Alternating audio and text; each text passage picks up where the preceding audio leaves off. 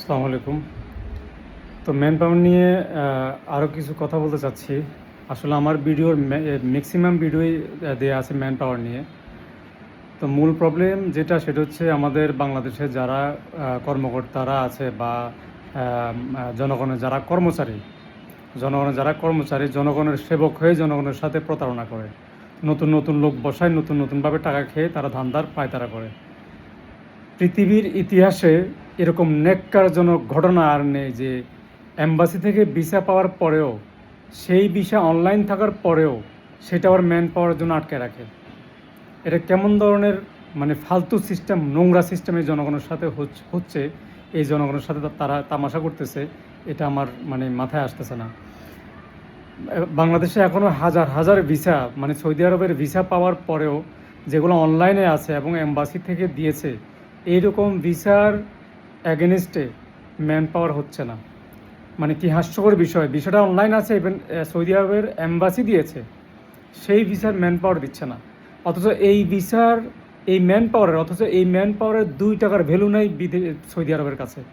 কারণ এটা তো কোনো রকম কয়জনের ভাত ডাল খাওয়ার জন্য, এই চাকরির জন্য এই ম্যান পাওয়ার সিস্টেম করছে। ম্যান পাওয়ার আবার কি? ম্যান পাওয়ার কোথাও আছে নাকি? এই ম্যান পাওয়ার একসময় বাংলাদেশে ছিলই না। মূল হচ্ছে ভিসা, আপনার ভিসা চেক করবে, যদি ভিসা ওকে পায় আপনাকে বিদেশে যেতে দিবে, শেষ। ম্যান পাওয়ার আবার কী জিনিস? এটা শুধু বাংলাদেশের একটা নাটক। এই নাটক দিয়ে কিছু মানুষের পেটের ভাত জোগাবে, আর এয়ারপোর্টে এটা বাংলাদেশ এয়ারপোর্টে দেখাইতে হবে যে হ্যাঁ ম্যান পাওয়ার কার্ড নিছি। এটা আসলে কিছুই না, নাথিং। সৌদি আরব যদি ভিসা বন্ধ করে দেয়, এই ম্যান পাওয়ার কার্ড দিয়ে আপনি বিদেশ যেতে পারবেন? কখনো না।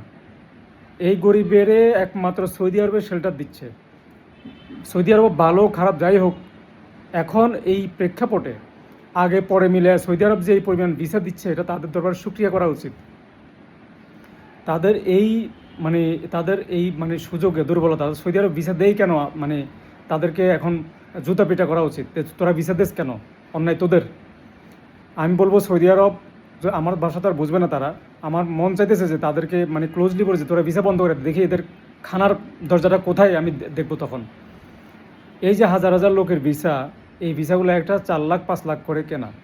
এই যে ম্যান পাওয়ার দিচ্ছে না, অনেকের ম্যান পাওয়ার মিসিং হচ্ছে, তাহলে সেই ক্ষেত্রে এই যে টাকাটা যাবে 4 লাখ 5 লাখ, এটা কে দিবে? এই যে নোরা দিবে, বিকাশ নোরা দিবে? এগুলো তো এখন যারা বসছে তারাও চিটার, এর আগে যারা বসছে তারাও চোর ছিল, সবাই খাইছে, এখনও খাচ্ছে। ম্যান পাওয়ার আটকে রাখে টাকা খাবে, এটা কোনো কথা হইলো? এটা কোন দুনিয়ায় আছে আল্লাহ পাক জানে। তো আমি বারবার বলবো একই কথা, যে প্লিজ মানুষকে হয়রানি করেন না, যারা বিদেশ যাবে তাদের হয়রানি করেন না। তারা এমনি বিদেশ গিয়ে অনেক হয়রানি হয়, অনেক পরিশ্রম করে, এরপরও অনেক প্রতারিত হয়। অনেক ভণ্ড বিদেশও আছে। আপনারা বাংলাদেশে যেরকম ভণ্ডামি করেন, সেখানে অনেক ভণ্ড বসে আছে। তো প্লিজ এদেরকে রক্ষা করেন, অন্তত একদিক থেকে চাপমুক্ত রাখেন। খান একটু কম খান, ফাইলগুলো ছেড়ে দেন আল্লাহর হস্তে। তো যারা বিএমইটিতে আছেন, আমি জানি আমার এই ভিডিও তাদের কাছে ভ্যালুলেস। তো যারা মোটামুটি মানবিকতায় নিয়ে আছেন, অন্তত দেখলে আপনাদের যেন মনটা একটুকু কাঁদে এই গরিবের জন্য। তো আশা রাখি বুঝতে পারছেন। ধন্যবাদ।